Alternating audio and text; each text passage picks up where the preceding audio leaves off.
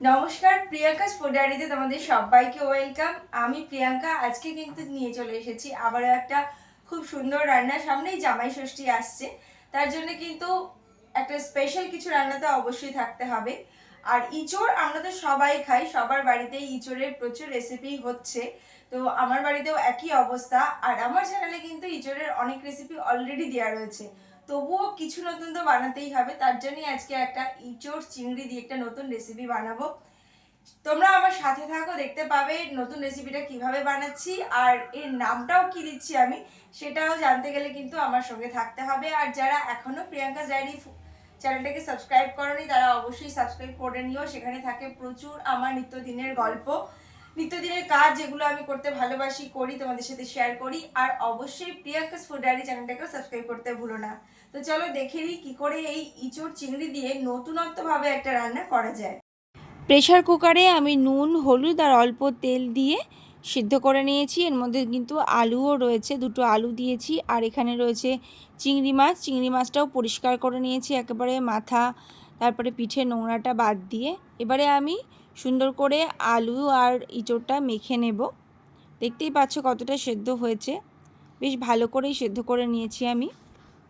ইঁচড় আর আলুটা আমি হালকা হালকা করে এরকম মেখে নিয়েছি। একটা জিনিস খেয়াল রাখতে হবে যে খুব যেন একেবারে মানে পেস্ট না হয়ে যায়, কারণ একটু গোটা গোটা মুখে পড়বে, একটু ইঁচড়ের দানা মুখে পড়বে, সেভাবে এটাকে হালকা করে মেখে নিয়েছি। এবারে আমি এর মধ্যে সমস্ত উপকরণগুলো মেশাবো যেগুলো লাগবে। আর চিংড়িটাকেও তৈরি করে নেব আমি। চিংড়ির মধ্যে আমি এখানে দেব হচ্ছে লঙ্কার গুঁড়ো, হলুদ গুঁড়ো আর নুন, আর একটু লেবুর রস চাইলেও দিতে পারে, দিয়ে খুব সুন্দর করে এটাকে ম্যারিনেট করে রাখবো আমি কিছুক্ষণ। এবারে এক এক করে দিয়ে দেবো আমি স্বাদ অনুযায়ী নুন, সাথে চিংড়িতেও কিন্তু একই সঙ্গে মশলা মাখিয়ে নেব। দিয়ে দিলাম হলুদ গুঁড়ো, লঙ্কার গুঁড়ো, আর দিয়ে দিচ্ছি বেসন। আমি এখানে প্রথমে 3 চামচ বেসন দিয়েছিলাম, তারপরে দিলাম জিরে আর ধনে ভাজা গুঁড়ো, গরম মশলার গুঁড়ো, আর দিয়ে দিলাম একটু চিনি। এবারে সুন্দর করে মেখে নেব। আর দিয়ে দেবো আমি এখানে আদা রসুন বাটা। তবে আমি কিন্তু পরে আরও বেসন দিয়েছি, আরও প্রায় 3 চামচ বেসন দিয়েছি। এই ঘনত্বটা তোমরা নিজেরা মাখতে মাখতেই বুঝতে হবে যে কতটা ঘন করব বা কতটা মানে আর কি মাখাটা ঠিকঠাক হওয়া দরকার, সেটা মাখতে মাখতেই বুঝতে হবে। তো এবার দেখতে পাচ্ছ আমি কি করে করলাম। একটা ছোট অংশ নিয়ে সেটাকে গোল একটা প্যারার মতন আকার দিয়ে তার উপরে চিংড়িটা দিয়ে দিলাম। চিংড়িটা যেহেতু কাঁচা, উপরে দিলে সুন্দর করে চিংড়িটা ভাজা হবে। অন্যদিকে সাদা তেল বসিয়ে দিয়েছি আমি। সাদা তেলে এক এক করে এগুলো দিয়ে আমি ভাজা করে নেব। আর এগুলো কিন্তু একবারে বেশি দেব না, প্রথমে আমি 2 কি 3টে দিয়ে দেখে নেব, কারণ এগুলো কিন্তু ভেঙে যাওয়ার ভয় থাকে। তো সেই জন্য প্রথমে অল্প দিয়ে এটাকে দেখে নিতে হবে। আর যে পাশটায় চিংড়ি দেওয়া রয়েছে সেই দিকটা কিন্তু হালকা করে ভাজবো, নাহলে চিংড়িটা কিন্তু শক্ত হয়ে যাবে। তো এই কয়েকটা খেয়াল রাখলেই কিন্তু এই রান্নাটা দারুণ হবে। আর এটার নাম আমি দিয়েছি জামাই ষষ্ঠীর স্পেশাল ইঁচড় চিংড়ির মহারানী। তো সুন্দর করে এটা রান্না করব। এক এক করে চলো সবগুলোকে বানিয়ে নিই।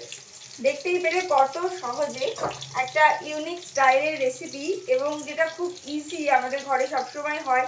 এবং আমি এতে এমন কোনো মশলা ব্যবহার করিনি যেটা ঘরে পাওয়া যায় না, থাকে না সেরকম।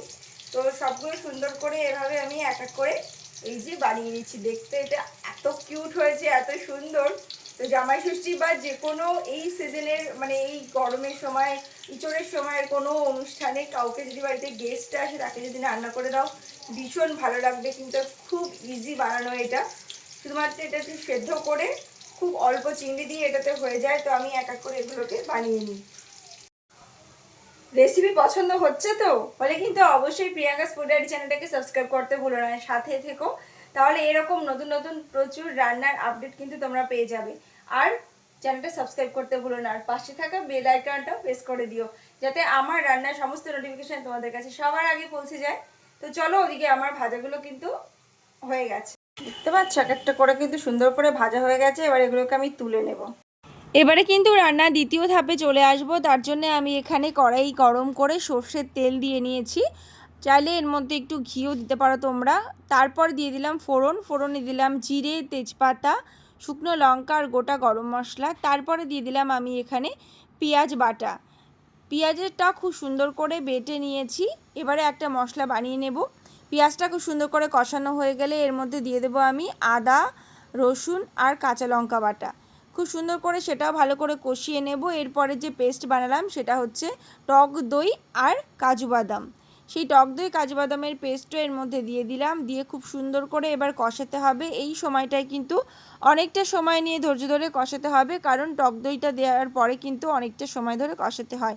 আর যেহেতু এতে কাজু বাদাম দেওয়া রয়েছে তাই কিন্তু তলায় লেগে যাওয়ার একটা ভয় রয়েছে, তাই জন্যে কিন্তু খুব ভালো করে ধৈর্য ধরে গ্যাসটা কমিয়ে দিয়ে এটা কষিয়ে নিতে হবে। আর বাটি ধোয়া জলটাও আমি এর মধ্যে অ্যাড করে দিলাম, কষাতে কিন্তু অনেকটা সুবিধা হবে আমাদের। এরপর এর মধ্যে আমি দিয়ে দেবো একটু ধনের গুঁড়ো, স্বাদ অনুযায়ী নুন দিয়ে দেবো আমি হলুদ গুঁড়ো, দিয়ে দেবো কাশ্মীরি লঙ্কার গুঁড়ো। এক এক করে এই মশলাগুলো দিয়ে দেবো আর খুব সুন্দর করে এটাকে কষিয়েও নেব। আর অবশ্যই একটু চিনিও অ্যাড করো, চিনিটা দিলে কিন্তু এই রান্নাটা খেতে বেশ ভালোই লাগবে। আর রঙের জন্য আমি দিয়ে দিলাম একটুখানি কাশ্মীরি লঙ্কার গুঁড়ো। আর তোমরা যদি চাও এটা হোয়াইট গ্রেভি বানাতে তাহলে কিন্তু লঙ্কার গুঁড়োটা বাদ দিতে পারো। আর দিয়ে দিলাম ভালো করে মশলা কষানোর পরে একটু গরম জল গ্রেভির জন্য, সেটা তোমরা তোমাদের নিজেদের আন্দাজ অনুযায়ী দেবে, যেরকম সবজি তোমরা বানাতে চাও, যতটা গ্রেভি করতে চাও সেই অনুযায়ী। আরও আরেকটা কথা মনে করিয়ে দিই, প্রিয়াঙ্কাস ফুড ডায়েরি চ্যানেলটাকে সাবস্ক্রাইব করতে ভুলো না, পাশে থাকা বেল আইকনটা প্রেস করে দিও যাতে আমার সমস্ত রান্নার নোটিফিকেশান তোমাদের কাছে পৌঁছে যায়। আর কথা বলতে বলতে কিন্তু সুন্দর করে গ্রেভিটা ফুটে উঠেছে, রান্নাটা প্রায় হয়ে গেছে। গরম মশলার গুঁড়ো দিয়ে দিলাম, আর চাইলে উপর থেকে তোমরা ঘি দিতে পারো। যখন জামাইকে স্পেশালি সার্ভ করবে তখন তো অবশ্যই ঘি দিতে হবে। আর আমি কিন্তু কোপ্তাটা এখন এর মধ্যে দেব না, একদম সাজানোর সময় প্লেটিংয়ের সময় দেব। সুন্দর করে প্লেটে আগে গ্রেভিটা দিয়ে নিয়েছি, তার উপরে এটা দিয়েছি কোপ্তাগুলো। দেখতে খুব সুন্দর লাগবে, যেহেতু এটা ইউনিক পদ্ধতিতে বানানো তার জন্য। তোমরা চাইলে একটু ফুটিয়ে নিতেও পারো। আর যেহেতু এটা ঝোলটা টেনে নেয় তাই আমি সবসময় খাবার সময় এই ধরনের জিনিসগুলো গ্রেভির মধ্যে দিয়ে তারপর খেতে দিই। আর এবারে উপর থেকে একটু ফ্রেশ ক্রিম দিয়ে পরিবেশন করব আমি, দেখতে আরও বেশি সুন্দর লোভনীয় লাগবে। তো তোমরাও চাইলে এটা করতে পারো বাড়িতে গেস্ট আসলে। আর অবশ্যই রেসিপিটা কেমন লাগলো আমাকে জানিও কিন্তু। তো দেখো আমার কিন্তু সুন্দর করে সাজানো কমপ্লিট হয়ে গেছে একদম। তাহলে তৈরি হয়ে গেল জামাই ষষ্ঠী স্পেশাল ইঁচড় চিংড়ি মহারানী। নামটা কেমন হয়েছে অবশ্যই জানিও। যদিও এই রান্নাটার কোনো আলাদা করে নামের প্রয়োজন হয় না, কারণ এটা দেখতে এত সুন্দর এবং খেতেও এত সুন্দর। অবশ্যই তোমরা বাড়িতে একবার ট্রাই করবে এবং জানাবে আমাকে কেমন লাগলো। তো এই যে তোমাদের দেখিয়ে দিই, আরও কাছ থেকে আরও আরেকবার দেখিয়ে দেবো। তো এই স্পেশাল রেসিপিগুলো ভালো লাগলে অবশ্যই কিন্তু প্রিয়াঙ্কাস ফুড ডায়েরি চ্যানেলটাকে সাবস্ক্রাইব করতে হবে আর সাথে থাকতে হবে। তো দেখা হবে আবার নতুন ভিডিওতে, ততক্ষণ পর্যন্ত সবাই ভীষণ ভালো থেকো, সমস্ত অনুষ্ঠানগুলো ভীষণ সুন্দর করে কাটাও, আনন্দ করে কাটাও। দেখা হবে আবার নতুন একটা ভিডিওতে। টাটা।